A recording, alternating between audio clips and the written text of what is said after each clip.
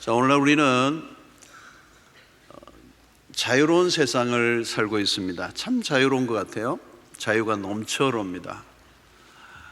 어느 시대보다 우리는 자유를 만끽하고 있습니다. 뭘 하는데 그렇게 큰 제한이 없습니다. 마음껏 소비하고 또 마음껏 또 욕구를 분출하기도 합니다.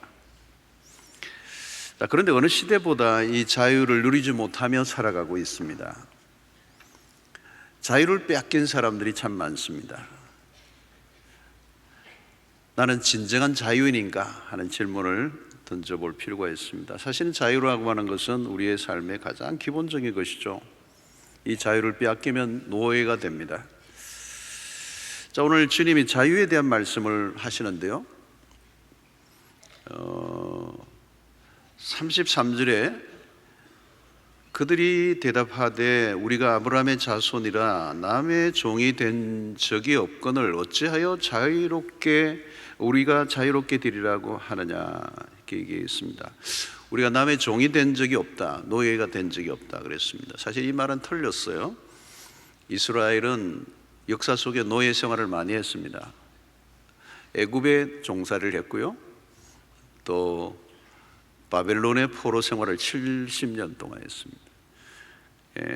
그리고 지금도 예수님 당시에는 로마의 지배를 받고 있기 때문에 로마의 노예가 되어 있죠. 근데 사실 주님은 이게 정치적으로는 의미에서의 노예를 말하는 게 아니고 죄의 관점에서 말씀하고 있습니다. 예수님이 그들에게 이렇게 말씀하시죠. 34절에 보니까 예수께서 대답하시되 진실로 진실로 너희 이르노니 죄를 범하는 자마다 죄의 종이라. 너희들이 어떻게 남의 종이 된 적이 없다고 하느냐. 죄를 짓는 자마다 죄의 종이다. 굉장히 도발적인 유대인들에게 하신 말씀입니다. 죄를 짓는 자는 다 종이다, 그런 것입니다. 여러분, 자유라는 말은 어디에서나 우리가 사용하죠. 그러나 진정한 자유는 성경에서만 찾아볼 수가 있습니다. 그래서 세상에서 늘 벌어지는 풍경은 권력투쟁입니다. 이 권력투쟁은 국가 안에서만 일어나는 게 아니고 매일 가정에서 또 학교에서 직장에서 어디에든 이 권력투쟁이 일어납니다. 이 힘의 대결이죠. 힘의 대결, 힘 겨루기. 힘을 더 많이 확보하겠다는 이 싸움, 이 게임은 어디에나 벌어지는 것입니다. 힘에 밀리면 지배를 받는 것이고, 국가 간에도 그렇고 또 정치인들도 마찬가지고 또 우리의 사회, 좁은 사회 공동체 안에서도 이 힘의 역학 구도가 늘 작동이 되고 있습니다. 그래서 권력은 결국은 상대를 억압하고 나의 자유를 확보하려고 하는 것이죠. 그래서 권력 투쟁은 대개 이전투구로 변하기가 쉽습니다. 여러분, 인간의 삶의 가장 큰 권력은 무엇일까요? 바로 죄입니다. 죄의 힘은 막강하죠. 죄의 지배를 받는 순간 인간은 죄의 종이 된다. 이 범죄한 인간은 스스로 죄의 힘을 이길 능력이 없습니다. 그래서 주님은 당시 아브라함의 자손으로 자신들을 의롭게 여기는 유대인들에게 너희들은 죄의 종이다 이렇게 지적을 한 것입니다. 그러면서 이 자유의 길을 소개하고 있습니다. 31절을 보면 그러므로 예수께서 자기를 믿은 유대인들에게 이르시되 너희가 내 말에 거하면 참으로 내 제자가 되고 그랬습니다. 자유를 얻으려고 하면 내 제자가 되어야 된다. 주님은 자유인이셨죠. 주님은 어떤 것에도 매이지 않는 완전한 자유를 누리신 분입니다. 당연히 그분을 따르면 그분이 누리는 자유를 함께 누릴 수 있기 때문에 너희가 내 제자가 되라 이렇게 말씀하십니다. 여러분, 주님의 제자가 되려고 하면 어떻게 해야 되죠? 오늘 이 말씀에처럼 너희가 내 말에 거하면 참으로 내 제자가 되고. 여러분, 제자는 누구입니까? 제자는 그 말의 뜻은 그대로라면 배우는 사람입니다. 학습자다. 그게 제자죠. 자, 근데 예수님의 제자는 무엇을 배우는 사람입니까? 말씀을 배우는 사람입니다. 주님이 하신 말씀을 모르고 주님의 제자가 될 수는 없습니다. 그래서 예수님의 제자들은 예수님의 말씀에 능해야 합니다. 제자는 자기의 생각으로 가득 차 있으면 안 됩니다. 예수님의 제자는 예수님의 말씀으로 가득 차 있어야 되는 거죠. 골로새서 3장 16절을 보면 그리스도의 말씀이 너희 속에 풍성히 거하여, 그랬어요. 그리스도의 말씀이 너희 속에 풍성히 거하여. 우리 안에 무엇으로 채워지느냐의 싸움입니다. 큰 싸움이죠. 결국은 나를 지배하는 원리가 뭐냐는 것입니다. 하나님의 말씀이냐 세상의 철학이냐. 하나님의 말씀의 길을 기울일수록 세상의 논리에 휘둘리지 않을 수 있다는 거죠. 하나님의 말씀을 채우려고 하면 결국 말씀에 대한 적극적인 태도를 가져야 합니다. 말씀이 그냥은 안 채워지잖아요. 계속 채우는 이 작업을 해야 되는데, 채워야 그 말씀이 내 생각을 지배하게 될 것입니다. 그리고 그 말씀이 나를 이끌고 간다는 겁니다. 그러기 위해서는 우리는 말씀에 소극적인 태도를 가져서는 안 됩니다. 만약에 하나님의 말씀에 대한 소극적인 태도를 가지면 다른 것들이 우리의 의식을 채워서 다른 이론들이 나를 끌고 갈 것입니다. 내가 내 안에 채워진 게 뭐냐는 겁니다. 그래서 너희가 내 말에 거하면 이라는 말은 예수님의 말씀이 우리 안에 거해야 우리는 주님을 따를 수가 있고, 주님을 따라야 비로소 우리는 자유인이 될 수 있다는 것입니다. 자, 그러면 어떻게 말씀을 우리가 배워야 되느냐? 계시록 1장 3절에 보니까 이 예언의 말씀을 읽는 자와 듣는 자와 그 가운데 기록한 것을 지키는 자는 복이 있나니 때가 가까움이라. 여러분, 말씀을 채우려고 하면 딴 게 없어. 우선 읽어야 합니다. 열심히 성경을 읽으셔야 됩니다. 연초부터 통독을 시작하셨으면 계속 성경을 읽으십시오. 많이 읽어야 합니다. 여러분들 일평생 한 100독 하실 수 있기를 바랍니다. 1독이라도 하시기를 바랍니다. 100독은 너무 내가 큰 소원을 가졌습니다. 그러나 여러분들 많이 읽으셔야 돼요. 그리고 어때요? 이 말씀을 듣는 자와 그랬습니다. 들어야 돼요. 하나님의 말씀을 계속 듣는 것입니다. 듣고 또 듣고 또 듣는 것입니다. 또 들으면서 믿음이 나죠. 이 듣는다는 게 대단한 것입니다. 여러분, 믿음 생활은 하나님의 말씀을 듣는 것입니다. 관건은 이 듣고 읽고 묵상하고 공부하는 걸 통하여 성경의 무지에서 벗어나야 된다는 거예요. 문맹은 삶을 불편하게 하죠. 어떻게 하든 글을 깨치는 이유가 문맹은 너무 불편하잖아요. 내가 글을 모르면 얼마나 불편하겠습니까? 말씀을 모르면 그냥 글자의 문맹보다 더 힘든 일이 많아요. 영적 문맹자가 되는 겁니다. 영적 문맹은 문자 문맹과는 비교가 안 됩니다. 자신이 판단할 절대적 기준을 갖고 있지 않다는 거예요. 말씀을 모르면 길을 잃은 것입니다. 그러면 세상의 논리에 생포를 당하게 됩니다. 이상한 논리와 철학의 노예가 됩니다. 말씀에 무지하면 세상의 영향으로부터 저항할 수 있는 힘이 나에게 없습니다. 그러면 예수님의 제자가 될 수가 없고, 예수님의 제자가 될 수 없으면 세상을 따라가야 합니다. 세상의 논리에 설득을 당해야 합니다. 세상에 얼마나 거짓된 이론들이 많습니까? 그런데 그걸 저항할 수 없다는 거예요. 타인의 논리에 얼마든지 끌려다닐 수 있다는 것입니다. 자, 32절에 예수님은 한 단계 더 들어가십니다. 굉장히 중요한 말씀을 하시죠. 진리를 알지니 진리가 너희를 자유롭게 하리라. 어마어마한 말씀이죠. 진리를 알지니 그 진리가 너희를 자유롭게 하리라. 여러분, 진리를 알기 전까지는 자유를 누릴 수 없다는 얘기입니다. 여러분, 진리가 뭘까요? 진리는 바로 그리스도의 말씀입니다. 그리스도의 말씀이 진리예요. 그러니까 진리를 따르는 것이 그리스도를 따르는 것입니다. 그런데 이 진리는 곧 그리스도란 말이죠. 그래서 말씀의 초점은 언제나 그리스도입니다. 그래서 성경을 볼 때마다 우리는 그리스도에게 집중해야 합니다. 우리 교회가 하고 있는 Reading Jesus, 그리스도를 읽어라, 그리스도를 묵상하라, 그리스도를 찾아라, 그리스도가 누구인지를 묵상하라. 자, 그런데 이게 진리를 안다는 것은 뭘까요? 이 안다라고 하는 이 헬라어, 이 성경의 원문의 의미는 이 머리로 knowledge, 이런 지식적인 알을 말하지 않아요. 경험하는 것입니다. 경험으로 아는 것. 여러분 요즘 인터넷으로 설교를 많이 들어요. 근데 듣는 것은 그것을 그냥 지식이에요. 청취자이죠. 청취로 끝나는 겁니다. 많이 들었다고 결코 진리를 안다고 말할 수가 없어요.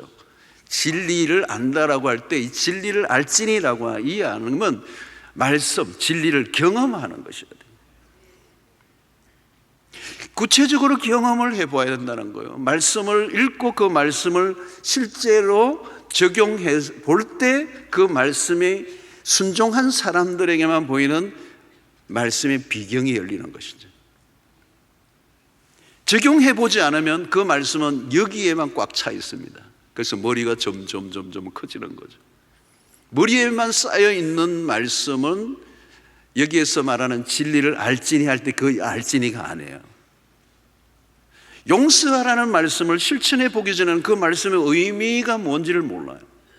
그리고 그 말씀을 실천했을 때 우리에게 주어지는 그 풍성함의 은혜가 무엇인지를 알 길이 없는 거죠. 용서를 실천해 보았더니 주님이 왜 용서하라고 하셨는지를 이제 알 것 같아.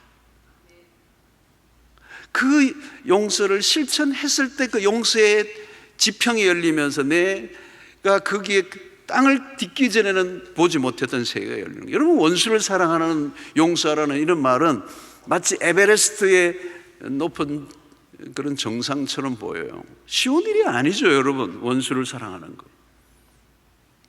그래서 대개는 멀리서 보고 높은 산이구나 그리고 끝나버려요. 그런데 그 정상에 오르는 사람들이 있습니다.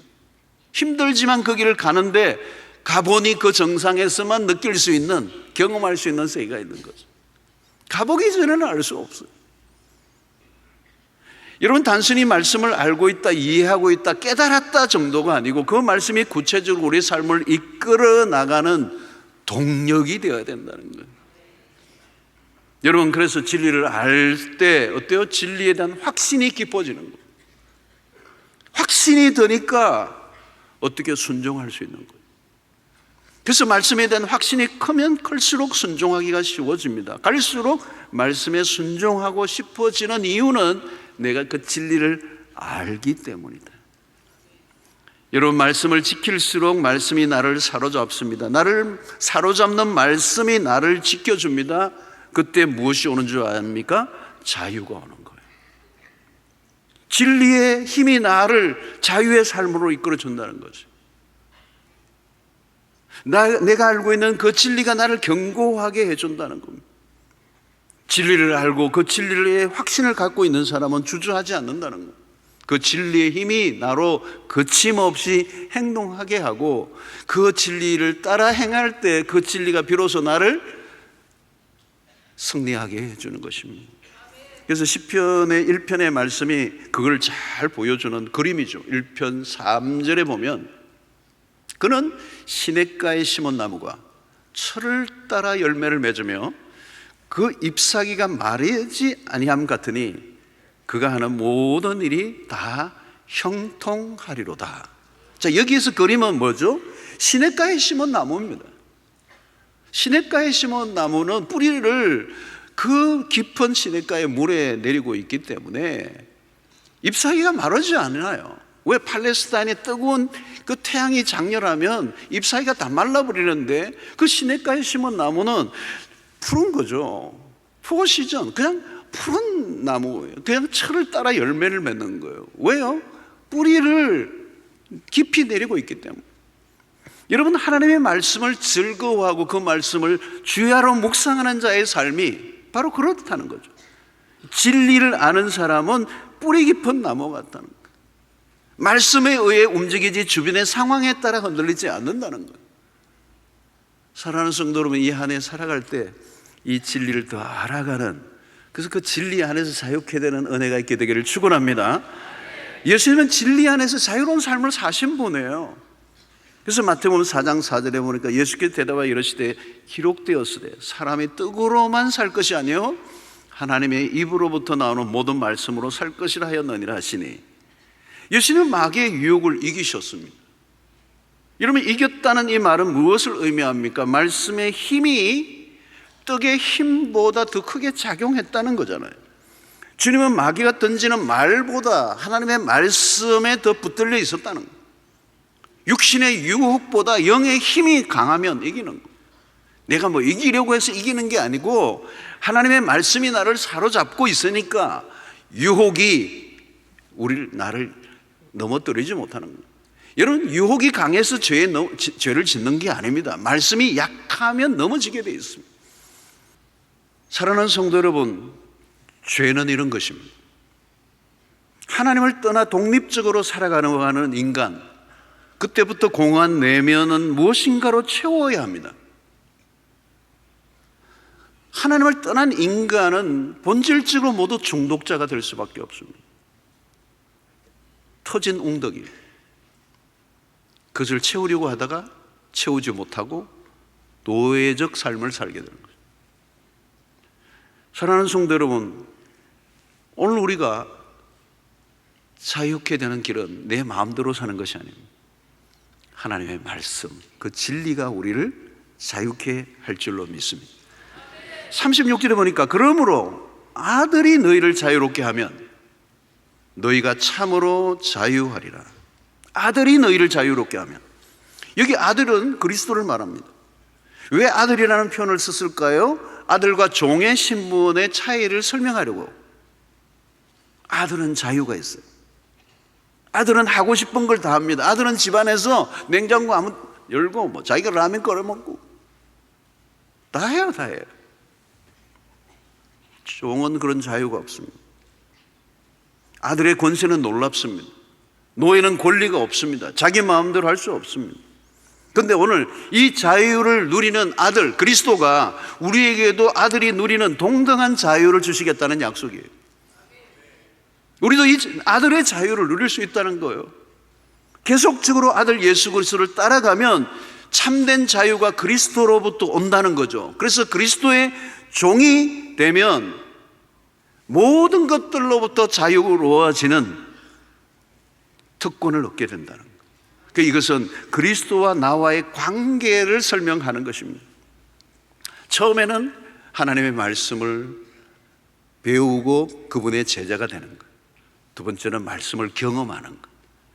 이제는 그리스도와의 관계를 온전히 맺는 삶을 살고 그리스도와 나와의 관계 안에 붙들려 있을 때 그리스도가 누리는 자유를 우리도 누릴 수 있다고 말씀하시는 것입니다.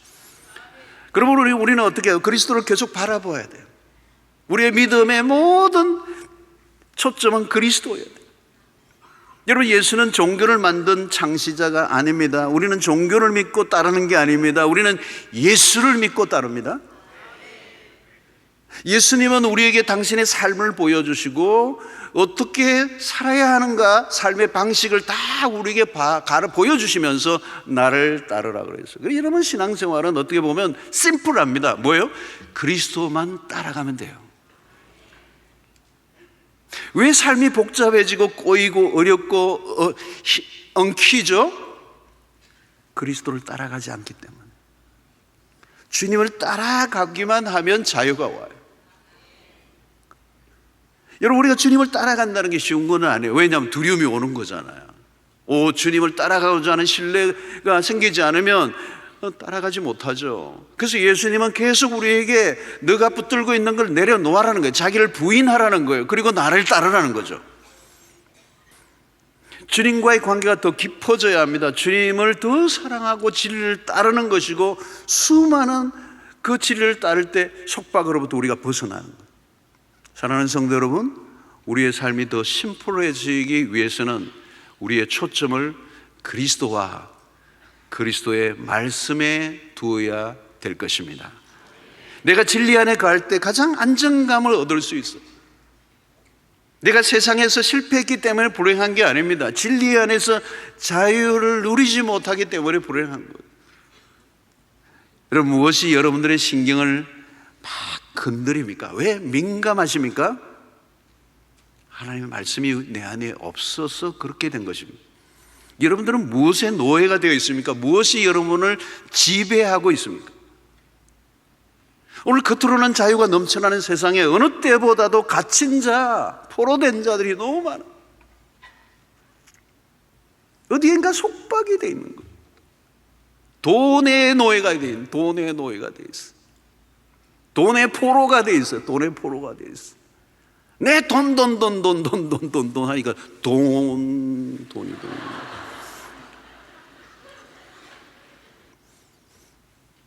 여러분, 신앙의 핵심은 자유예요. 그 어떤 것으로부터 자유. 자유는 하나님이 주신 선물이에요. 이 자유를 엉뚱한 것에, 너무 하찮은 것들에 내가 빼앗겨버립니다. 축복 중에 축복은 자유입니다. 갈수록 자유가 더 커져가면 그게 정상이에요. 예수 그리스도의 제자가 되면 그 자유를 주신다는 거예요. 예수 그리스도의 제자가 되려면 내 말이 너희 안에 거해야 된다는 거예요. 내 말이, 주님의 말씀이 내 안에 거하지 않는데 어떻게 주님의 제자가 될 수 있으며 어떻게 자유인이 될 수가 있겠어요? 진리를 경험해 보지 못했는데 어떻게 내 삶이 자유가 올 수가 있어요? 진리를 알아야 자유를 누릴 수 있다는 거예요.